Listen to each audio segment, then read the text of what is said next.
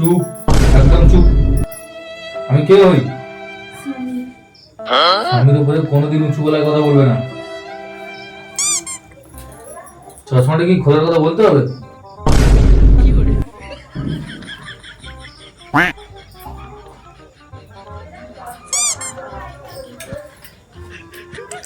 ব্যাগটাও কি নামানোর কথা বলতে হবে নাকি? সব কথা বলে বলে করাতে হবে, সব কথা বলে বলে করাতে হবে।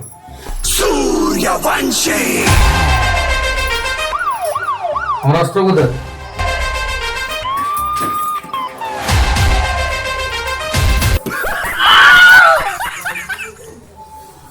কোথায় কোথায় বাকি আছে? দুটো রুম আর খাওয়ার দাওয়ার। ঠিক আছে। চলো